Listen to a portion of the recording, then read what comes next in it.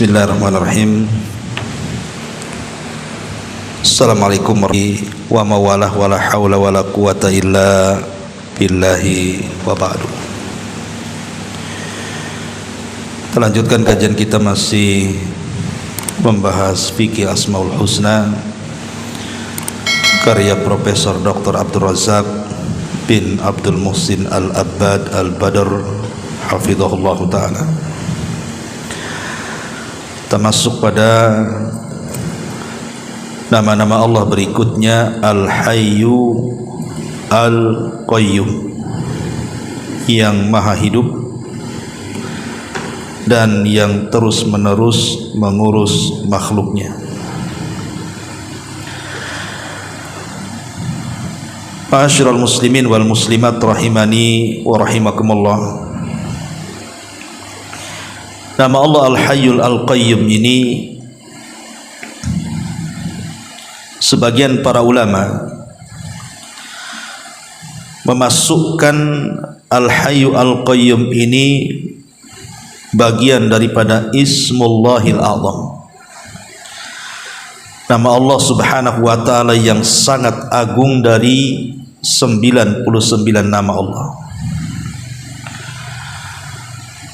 Dan itu berdasarkan hadis Abi Umamah radhiyallahu an.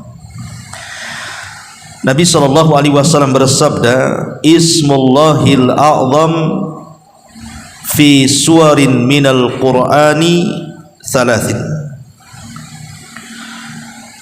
Nama Allah subhanahu wa ta'ala yang paling agung dari 99 nama Allah di dalam Al-Quran itu ada di 3 tempat. Pertama dalam surah Al-Baqarah, Allahu la ilaha illa huwal hayyul qayyum, dalam ayat kursi.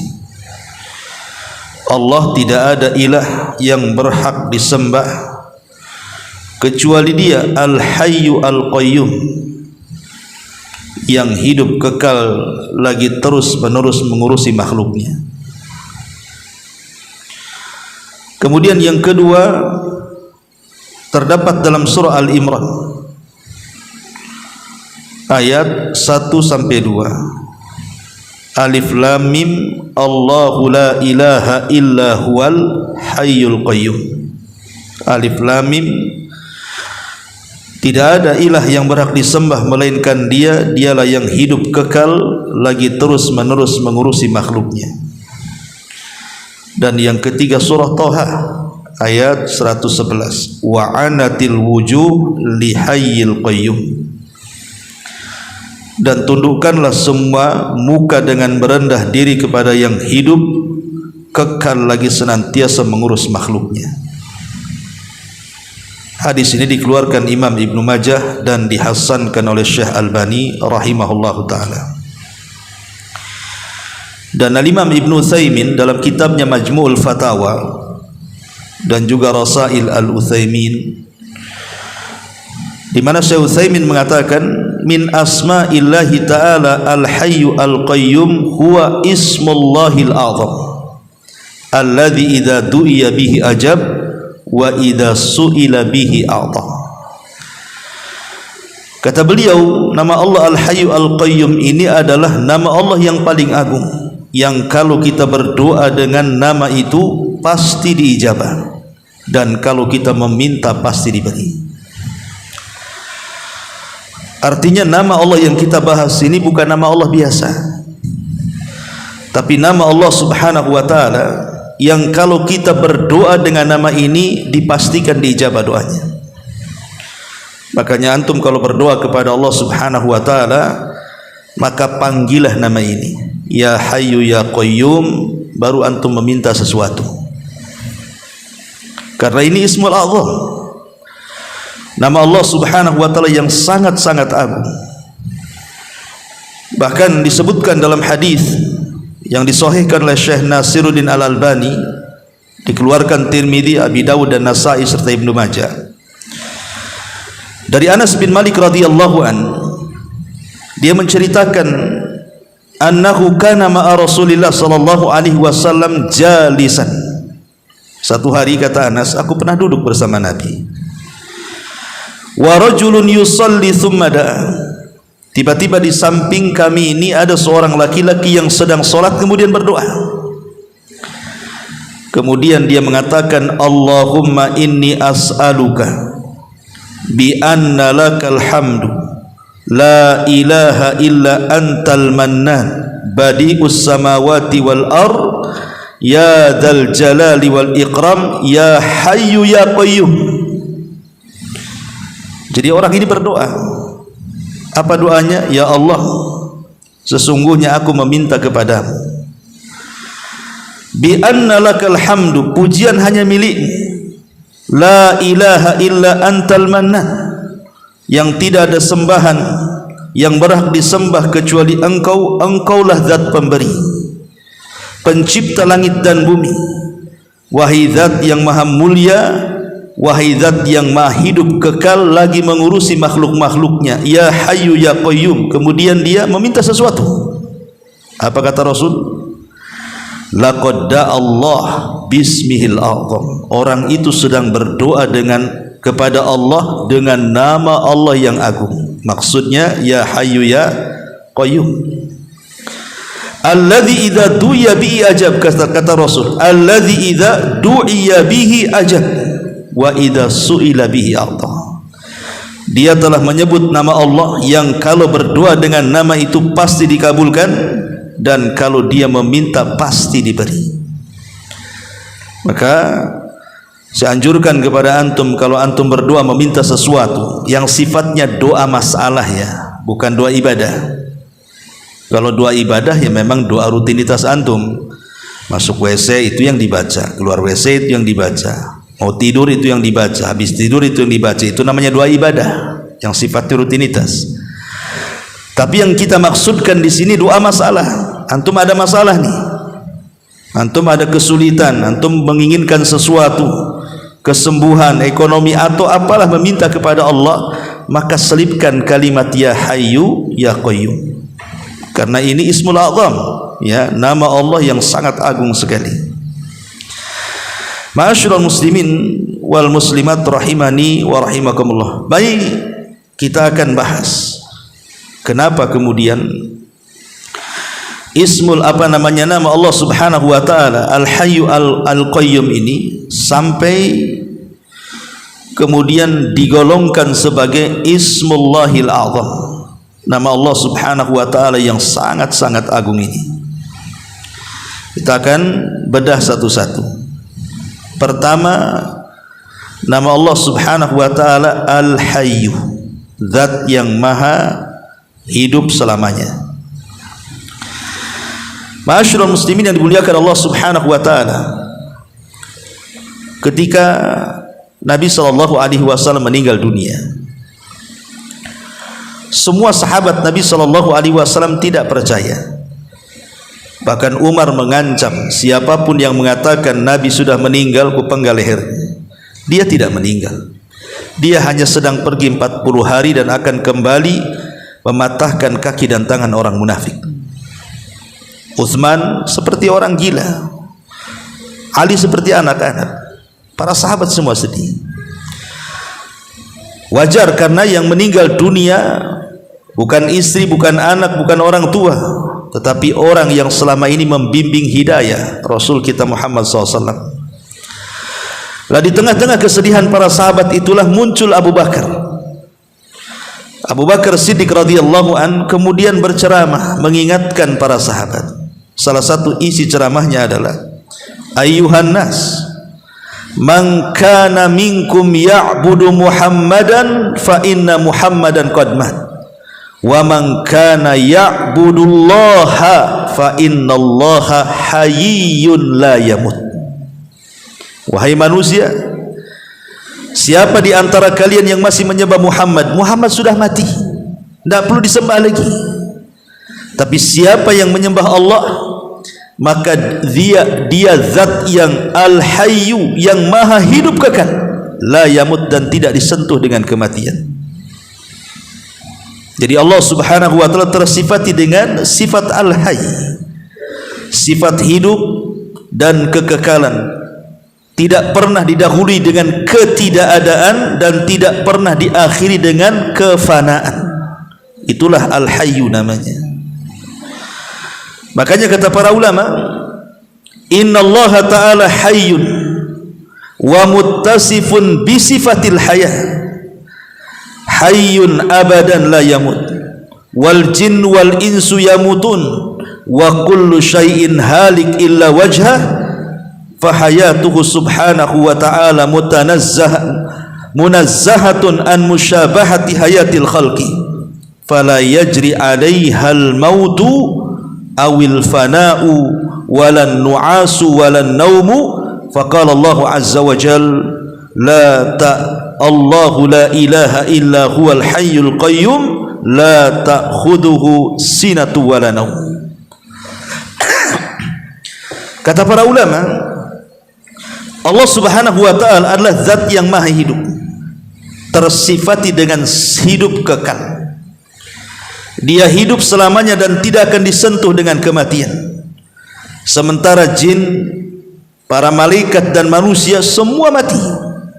Segala sesuatu bisa hancur kecuali wajah Allah. Tetapi hidupnya Allah subhanahu wa ta'ala tersucikan dari menyerupai hidupnya makhluk. Maka tidak mungkin disentuh kepada Allah azza wa jal kematian, kefanaan, ngantuk ataupun tidur. Karena Allah subhanahu wa ta'ala berfirman, dialah Allah yang tidak berhak disembah kecuali dia. Dialah zat yang maha hidup kekal, yang maha mengurus makhluknya selamanya dan tidak tersentuh dengan rasa kantuk ataupun tidur. Inilah makna daripada Al-Hayy. Ma'asyiral muslimin yang dimuliakan Allah subhanahu wa ta'ala, ada beberapa catatan tentang kalimat Al-Hayy. Yang pertama, inna hayatallahi hayatun la yasbikuha adam, wa ma min ahadin illa waqad sabaqa hayatahu adamun illallah al-hayyu subhanahu. Sesungguhnya hidupnya Allah adalah hidup yang tidak pernah didahului dengan ketidakadaan. Karena tidak ada seorang pun selain daripada Allah subhanahu wa ta'ala kecuali kehidupannya didahului dengan ketidakadaan, kecuali Allah subhanahu wa ta'ala. Makanya Allah mengatakan dalam surah Al-Insan ayat pertama gimana? Hal ata 'alal insan hinun minad dahri lam yakun syai'an madhkura. Telah sampaikah kepada manusia satu waktu yang tidak pernah ada siapapun yang disebut di alam semesta ini kecuali hanya Allah subhanahu wa ta'ala. Ini yang pertama, bahwa kehidupan Allah tidak pernah didahului dengan ketidakadaan dan tidak pernah diakhiri dengan kefanaan. Yang kedua, innal hayya huwal baqid daimil ladzi la yamut wa la yalhaquhu fana. Sesungguhnya kehidupan Allah akan senantiasa dan terus menerus ada, tidak mungkin disentuh dengan kematian. Allah mengatakan kullu man 'alaiha fan wa yabqa wajhu rabbika dzil jalali wal ikram. Segala sesuatu pasti hancur dan hanya wajah Allah lah yang akan tetap ada. Ini yang kedua. Yang ketiga, innal hayya huwal qayyum alladzi la ta'khudhuhu sinatun wala naum fadlan anil fana'i wal maut. Sesungguhnya nama Allah yang maha hidup itu, dia adalah qayyum itu sendiri. Sebab hidup itulah dia mengurusi makhluknya. Sebab kalau dia mati, macam mana akan mengurus makhluknya? Sebab hidup dialah mengurusi makhluknya. Makanya dia tidak disentuh dengan kematian, tidak disentuh dengan fana, apalagi dengan kantuk dan juga tidur. Mustahil. Karena Allah akan senantiasa hidup. Tersentuh kantuk tidur saja tidak, apalagi dengan kematian. Makanya dalam kisah Israiliyat, ketika Allah subhanahu wa ta'ala diragukan oleh Nabi Musa alaihi salatu wassalam, apakah Allah itu tersentuh dengan kantuk dan tidur. Maka Allah subhanahu wa ta'ala mengutus malaikat Jibril untuk mendatangi Nabi Musa. Maka kemudian Musa disuruh berdiri, kemudian kedua tangannya dibentangkan ke depan, kemudian kedua tangannya diletakkan mangkuk berisi air, disuruh seperti ini, ya. Kemudian kata malaikat Jibril, peganglah seperti itu. Kata Nabi Musa alaihi salatu wassalam, sampai kapan? Kata Jibril, sudah pegang saja.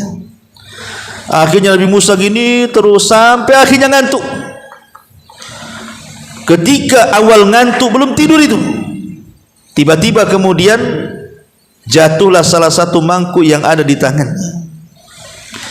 Kemudian tinggal satu, dia pun tidak tahan, akhirnya ngantuk, jatuh lagi dua-duanya. Kata Jibril alaihi salatu wassalam, ya Musa, kalau Allah tersifati dengan sifat kantuk apalagi tidur, seperti itu alam semesta, bisa hancur berantakan. Siapa yang akan mengurus alam semesta kalau begitu? Artinya kalau dia tidak tersentuh kantuk dan juga tidur, macam mana dia akan tersentuh dengan kematian? Allah tidak mungkin tersentuh itu semua. Makanya Allah subhanahu wa ta'ala mengatakan dalam surah Fatir ayat 41, innallaha yumsikus samawati wal an tazula wala in zalata in amsakahuma min ahadin min ba'dihi innahu kana haliman ghafura. Sesungguhnya Allah menahan langit dan bumi agar tidak lenyap, dan jika keduanya akan lenyap, tidak ada seorang pun yang mampu menahannya selain daripada Allah azza wa jalla. Siapa yang mampu menahan langit dan bumi? Ini yang ketiga. Yang keempat, innal hayya huwa wahibul hayati lil khalqi, fal hayatu la yamlikuha ahadun ghaira wahibiha wa la yaslubuha ahadun ghaira mu'tiha, fa subhanal hayy alladhi yuhyi wa yumit, fa idza qadha amran fa innama yaqulu lahu kun fayakun. Dan sesungguhnya kehidupan yang ada di dunia ini adalah anugerah yang Allah azza wa jal berikan kepada kita,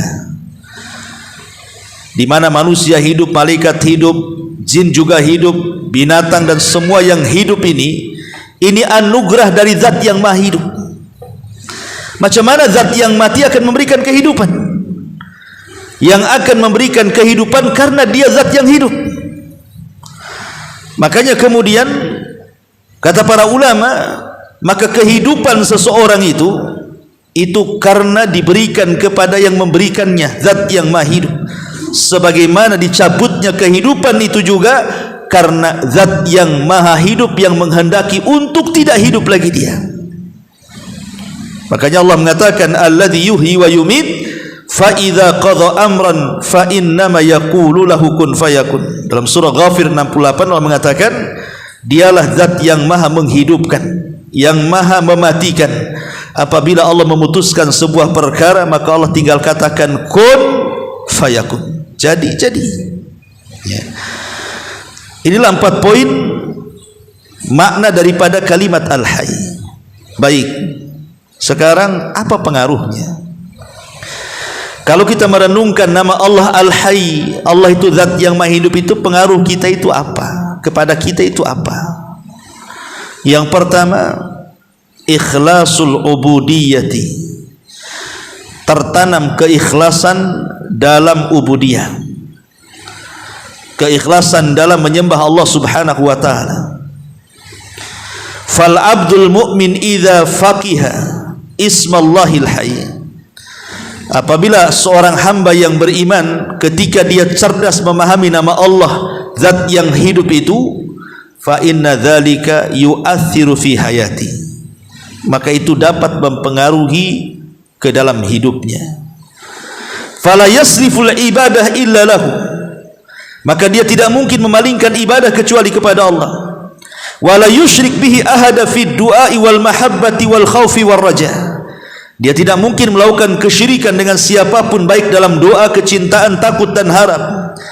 fa idza da'a ghaira ma'ahu fa idza da'a ghaira Allah ma'ahu fa innahu qarana Allahul hayya bi makhluqatihi zail alladhi sayamutu la mahala.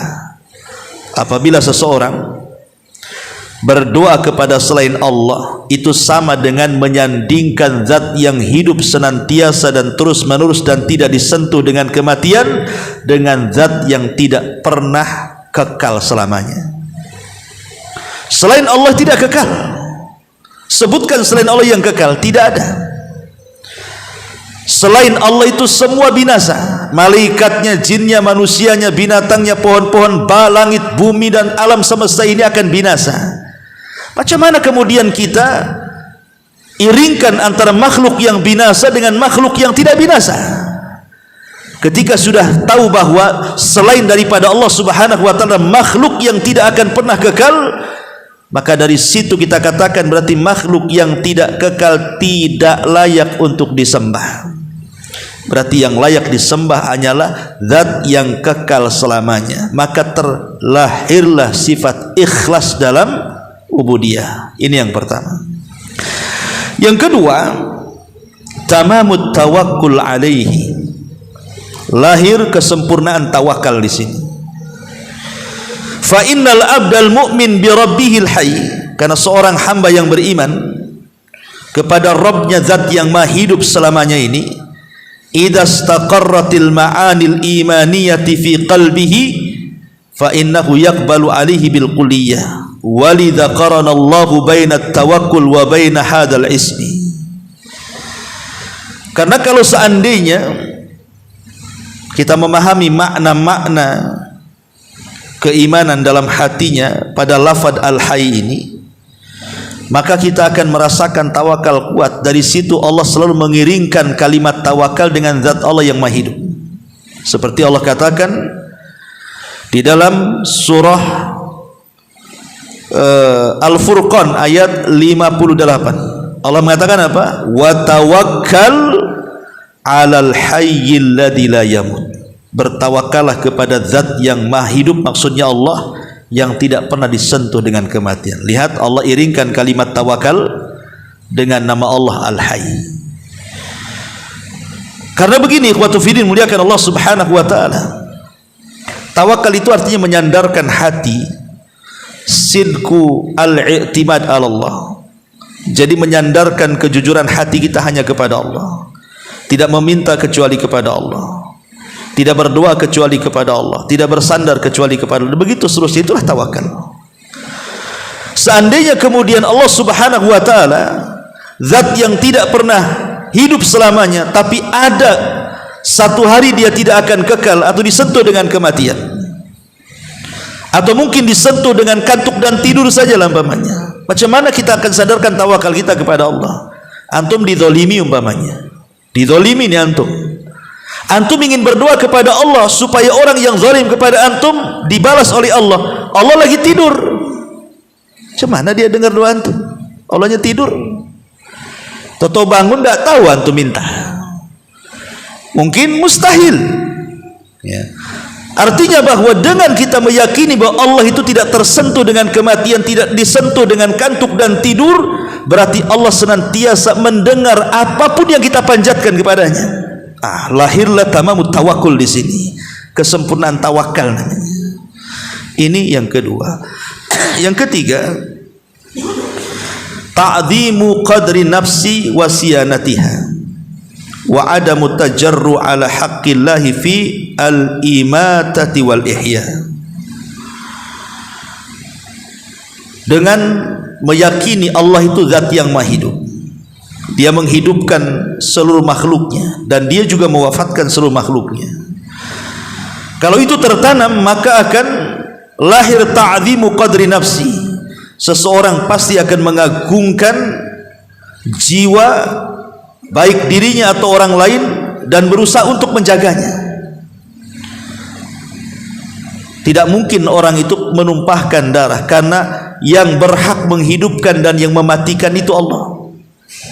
Tidak boleh seseorang itu membunuh, karena yang berhak mematikan itu Allah. Makanya kemudian Allah Subhanahu wa taala di sini berfirman dalam surah An-Nisa 93, "Wa man yaqtul mu'mina muta'ammidan fajazaohu jahannam khalidan fiha wa ghadiballahu alaihi wa la'anahu wa 'adda lahu adzaban 'azima."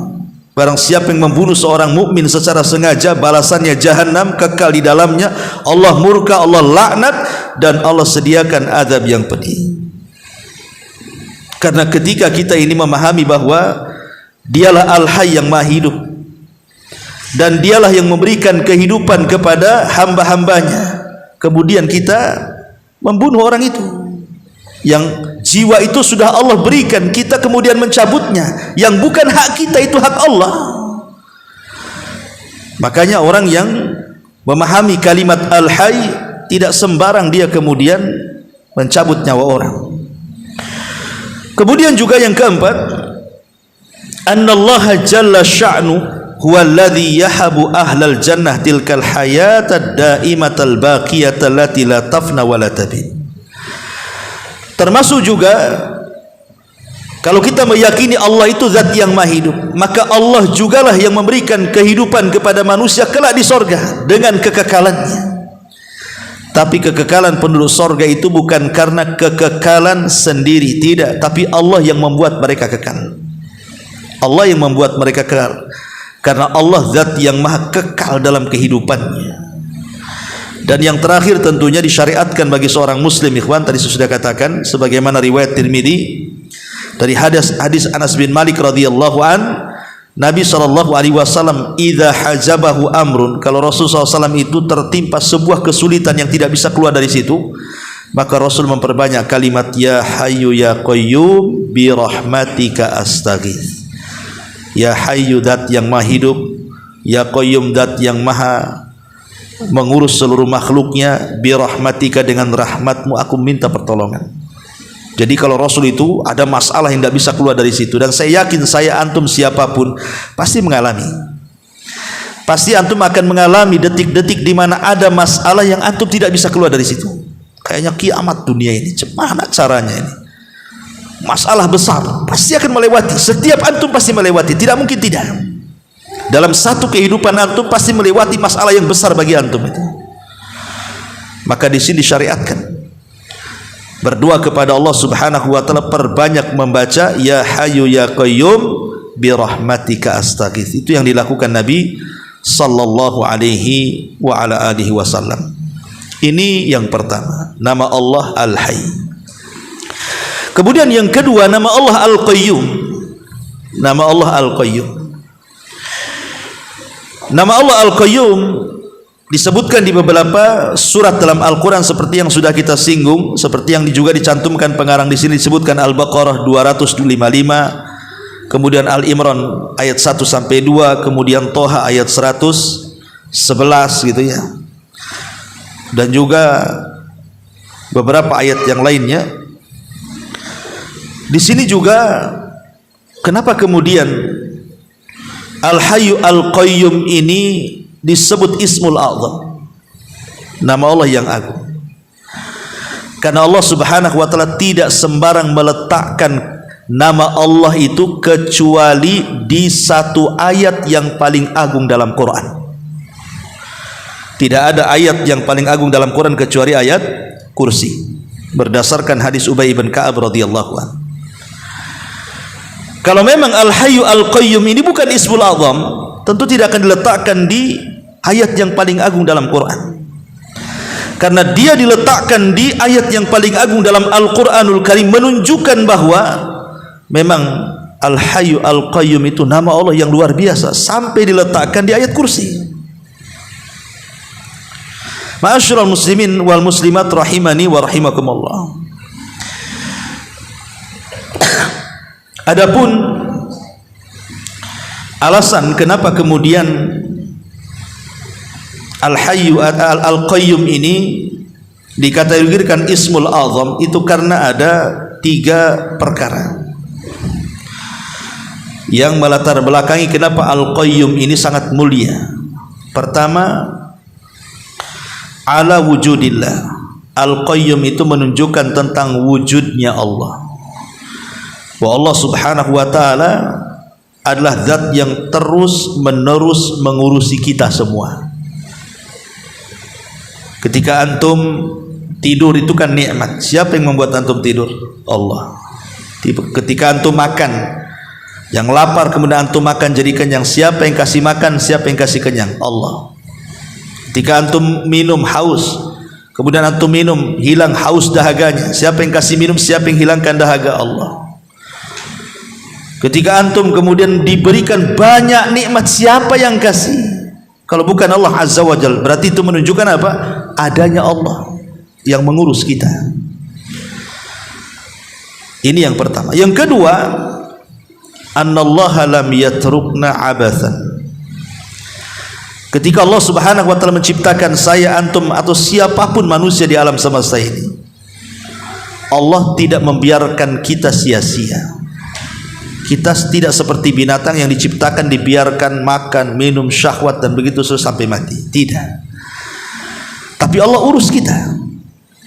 Itulah makna qayyum, mengurus makhluknya terus menerus. Dengan cara apa? Diutus Nabi kepada kita, diutus Rasul kepada kita. Kita diurus oleh Allah ya. Jadi tidak dibiarkan begitu saja seperti binatang. Tidak. Ada yang mengurus, diutusnya para Nabi dan Rasul kepada manusia. Dan Nabi dan Rasul yang diutus kepada kita ya Nabi SAW, membimbing kita, menunjukkan ke jalan siratal mustaqim supaya mendapatkan kebahagiaan dunia kita dan akhirat kita. Itu maknanya Allah itu Al-Qayyum, senantiasa mengurus kita. Yang ketiga, anna hunaka yawman akhir huwa malikuhu maliki yaumiddin subhanahu wa ta'ala narji'u fihi lil hisabi lil iqabi wath thawab. Bentuk bahwa Allah Subhanahu wa ta'ala peduli dengan kita dan mengurus kita sebagai makhluknya. Allah tidak membiarkan hamba-hamba yang tersakiti selamanya, hamba-hamba yang terdolimi selamanya, hamba-hamba yang diambil haknya selamanya. Tidak. Ketika di dunia tidak dapat balasan kepada orang-orang yang zalim, yang jahat, yang berbuat kemungkaran kepada orang, maka Allah sudah menyediakan balasan kelak di akhirat dengan adanya hisab, dengan adanya iqab, dengan adanya balasan bagi mereka. Menunjukkan apa? Bahwa Allah itu bukan hanya mengurus kita di dunia saja, sampai ke akhirat diurus semuanya. Itulah Al-Qayyum ya. Ma'asyiral muslimin yang dimuliakan Allah Subhanahu wa taala. Adapun makna Al-Qayyum sendiri, ada yang mengatakan yang pertama Al-Qaim bi tadbiri khalqi. Dia adalah zat yang senantiasa mengurus semua hambanya, mengatur semua hambanya. Ini perkataan Imam Qatadah. Jadi Al-Qayyum itu zat yang mengurus dan mengatur makhluknya. Yang kedua, makna Al-Qayyum adalah Al-Qaim ala kulli nafsin ma kasabat hatta yujaziyaha bi amaliha min haitsu huwa alimun bihi la yakhfa alaihi syai' minhu. Maksudnya Al-Qayyum adalah zat yang menegakkan atau membalas setiap jiwa terhadap apa yang mereka perbuat dengan amalannya. Dan Allah tahu dan tidak ada yang terselubung sedikit pun bagi Allah Azza wa Jalla. Artinya Qayyum itu adalah Allah mengawasi hamba-hambanya dan Allah tidak tersembunyi sedikit pun dari hamba-hambanya dan kelak akan membalasnya. Kalau hamba itu baik dibalas baik, kalau hamba itu jahat dibalas jahat. Yang ketiga, Al-Qaim al-wujud. Maksudnya Al-Qayyum adalah al-wujud. Allah itu ada. Allah itu wujud ada. Dan ini perkataan Sa'id bin Zubair. Yang keempat, maksudnya Al-Qayyum adalah alladzi la yazul wa la yahul. Zat yang tidak pernah musnah, zat yang akan senantiasa kekal abadi selamanya. Ada juga mengatakan Al-Qayyum artinya al-alim bil umur, mengetahui segala sesuatu dari ucapan manusia, baik ucapan lisan, badan ataupun hati, semua Allah tahu. Ada juga makna Al-Qayyum adalah ismun min asma'illah ma'khudun minal istiqamah. Dia adalah nama-nama Allah diambil daripada al-istiqamah. Dan ada juga mengatakan maksudnya dia zat yang qaim binafsi, dia tegak berdiri sendiri dan seluruh makhluk bergantung kepada Allah. Itu kata lain dari kalimat as-samad. Qul huwallahu ahad, Allahu samad. Samad itu artinya semua makhluk bergantung kepada Allah. Itulah Al-Qayyum. Al-Qayyum adalah zat yang berdiri sendiri dan yang lainnya bergantung kepada dia. Itu juga diantara makna Al-Qayyum. Ma'asyiral muslimin yang dimuliakan Allah Subhanahu wa taala. Dari sini kita tahu bahwa Al-Qayyum adalah zat yang mengurusi semua makhluknya, di mana seluruh nama-nama Allah Subhanahu wa taala itu kembali kepada Al-Qayyum. Ketika Allah menciptakan itu bagian daripada mengurus. Ketika Allah memberikan rizki itu bagian daripada mengurus. Ketika Allah Subhanahu wa taala menurunkan hujan, ketika Allah menghidupkan, mematikan dan begitu seterusnya, itu makna Al-Qayyum. Maknanya semua nama Allah masuk kepada Al-Qayyum. Karena kalimat mengurus ini kan semuanya berarti. Dia yang menciptakan langit dan bumi, dia yang menciptakan penghuninya kita dan jin serta malaikatnya, dia yang kemudian mengatur fasilitasnya, dia yang memperbanyak rizkinya, dia yang kasih kebahagiaan di dalamnya, dan begitu seterusnya. Kalau kita sudah tahu mana Al-Qayyum, lalu apa pengaruhnya dengan beriman kepada nama Allah Al-Qayyum itu? Yang pertama,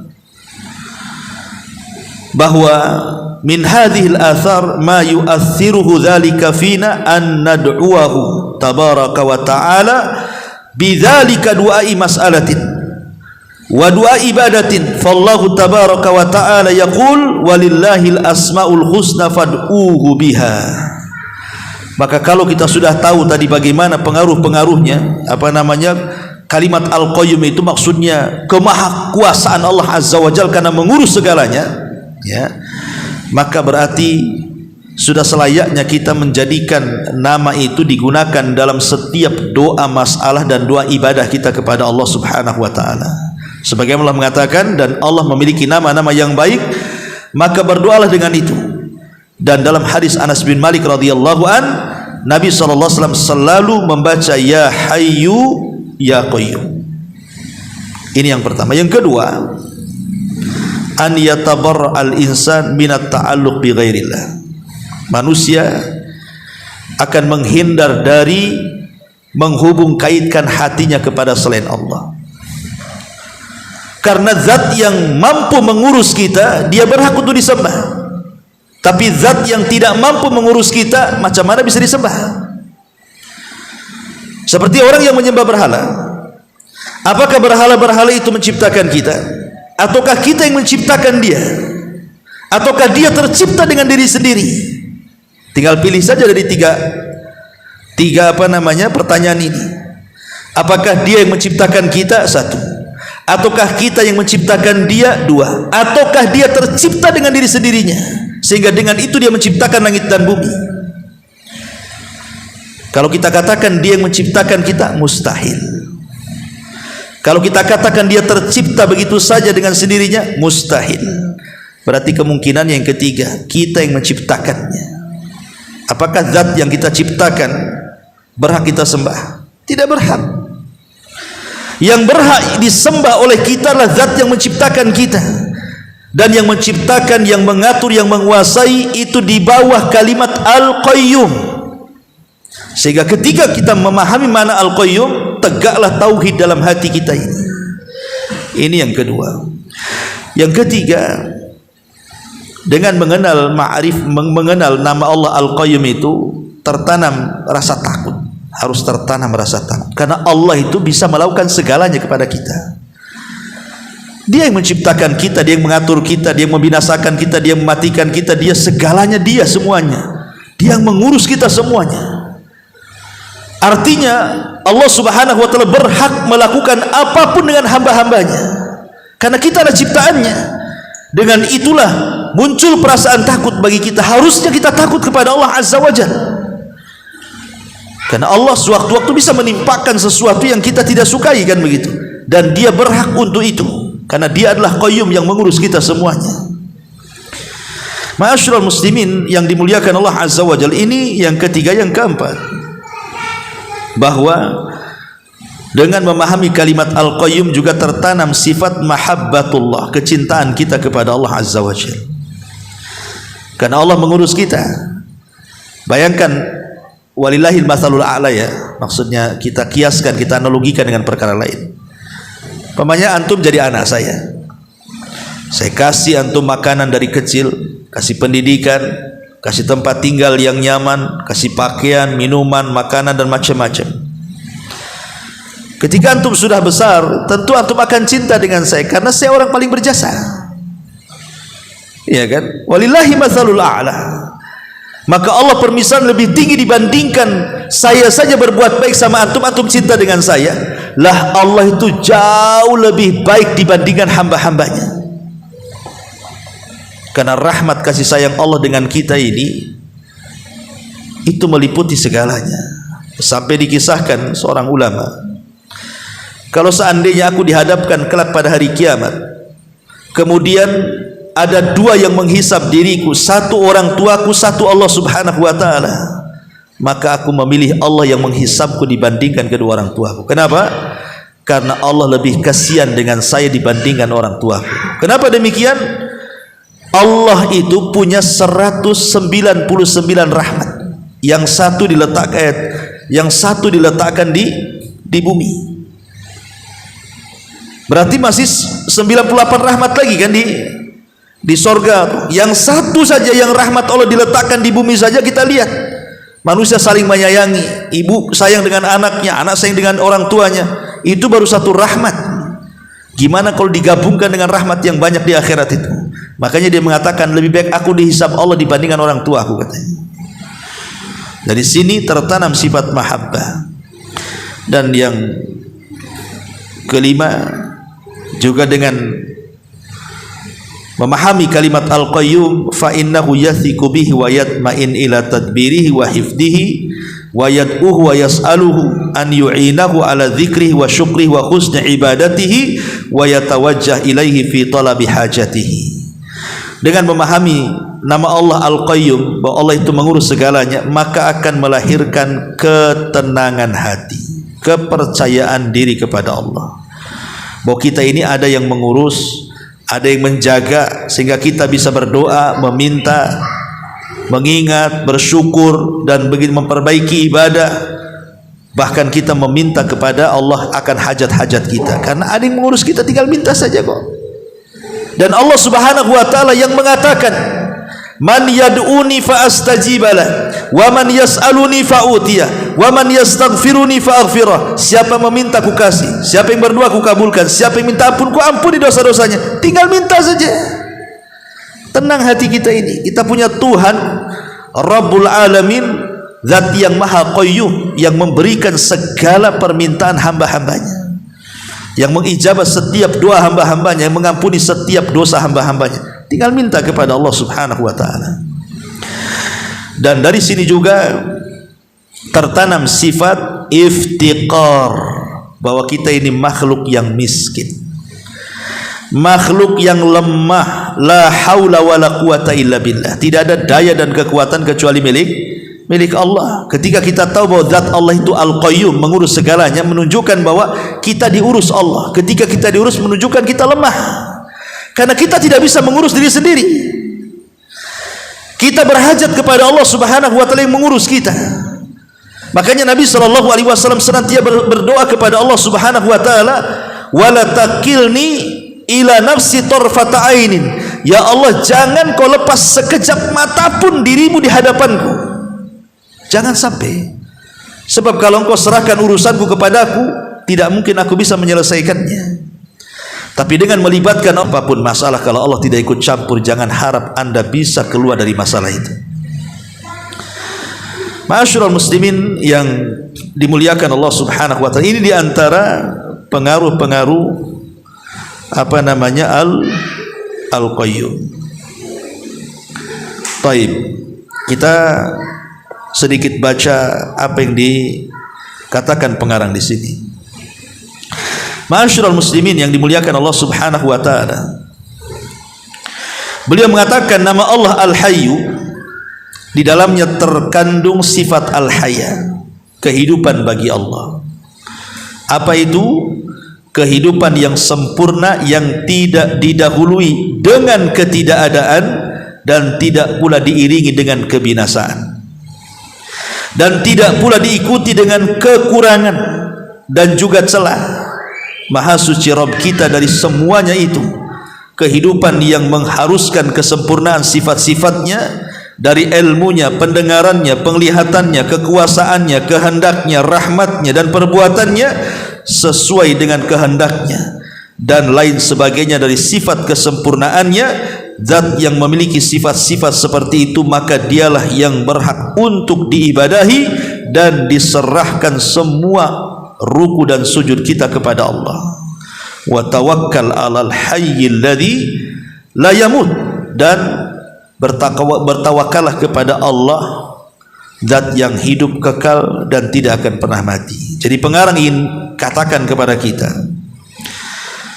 kalau seandainya kita sudah tahu bahwa Allah itu zat yang maha hidup, hidup dengan sangat sempurna sekali, tidak pernah didahului dengan ketidakadaan ataupun diakhiri dengan kebinasaan, di mana kata beliau kalimat Al-Hayy ini, kalimat Al-Hayy bahwa Allah Subhanahu wa taala zat yang maha hidup ini betul-betul diikuti, tidak ada kekurangan dan tidak ada celah.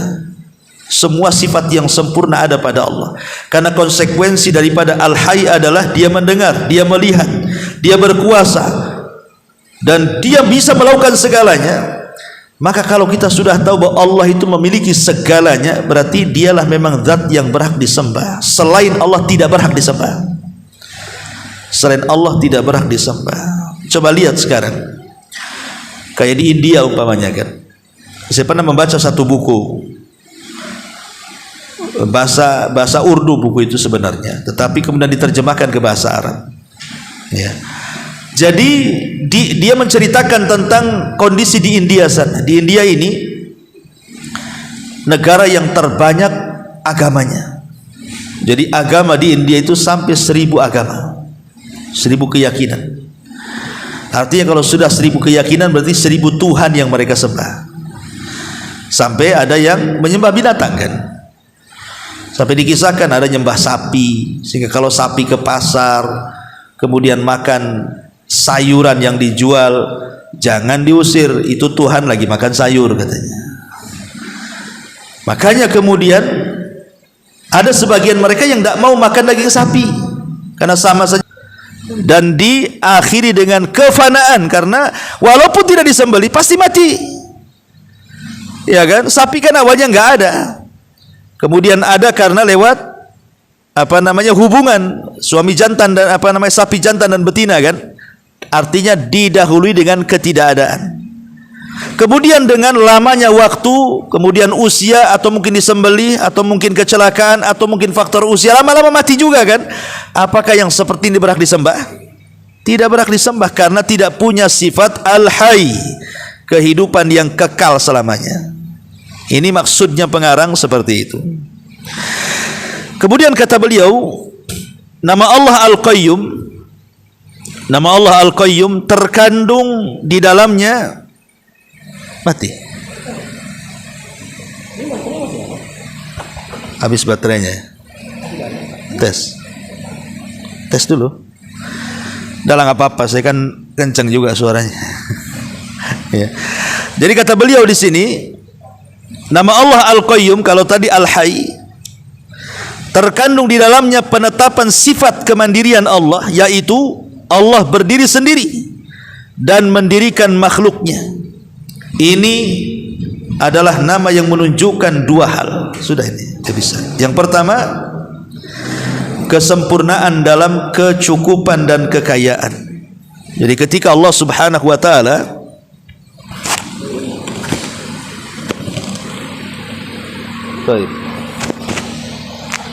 ini baterainya masih banyak, bukan masalah baterai. Tes.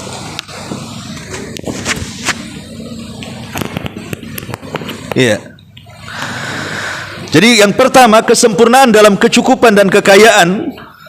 Dia berdiri sendiri dan tidak membutuhkan makhluknya. Sebagaimana Allah berfirman, ya ayyuhan nas antumul fuqara ilallah wallahu huwal ghaniyul hamid. Jadi ketika Allah itu Al-Qayyum, tegak berdiri sendiri, dan yang lain berhajat kepadanya, menunjukkan Allah lah zat yang maha kaya. Bagaimana tidak kaya? Dia berdiri sendiri dan orang sempurnaan dalam kekuasaan dan pengaturan terhadap makhluknya. Dialah yang mendirikan makhluk dengan kekuasaannya. Semua makhluk pasti membutuhkan pertolongannya. Tidak mungkin seorang hamba terlepas dari pertolongannya meskipun sekejap mata. Aras, kursi, langit, bumi, gunung, pohon, manusia, hewan, semuanya berhajat kepada pertolongan Allah Subhanahu wa taala. Afaman huwa qaimun ala kulli nafsin bima kasabat wa ja'alu lillahi syuraka qul sammuhum. Maka apakah Rabb yang menjaga setiap diri terhadap apa yang diperbuatnya sama dengan yang tidak demikian sifatnya? Mereka menjadikan beberapa sekutu bagi Allah. Katakan, sebutkanlah sifat-sifat mereka, tidak akan sama dengan sifat Allah Azza wa Jalla. Intinya bahwa karena Allah itu Qayyum, semua orang berhajat kepada Allah, semua minta pertolongan kepada Allah. Berarti sudah selayaknya kita menyerahkan diri dan hati kita kepada Allah Subhanahu wa taala. Itulah diantara antum bisa baca sendiri karena sebagiannya sudah saya ringkas tadi, ya, tentang nama Allah Al-Hayyu Al-Qayyum. Saya minta maaf ya, karena saya ada kajian juga di di sini, di ruko depan tuh. Jadi nyambung dari sini ya. Jadi tidak ada tanya jawab. Subhanakallah bihamdika asyhadu an la ilaha illa anta astaghfiruka wa atubu ilaik. Allahu ta'ala alam. Assalamualaikum warahmatullahi wabarakatuh.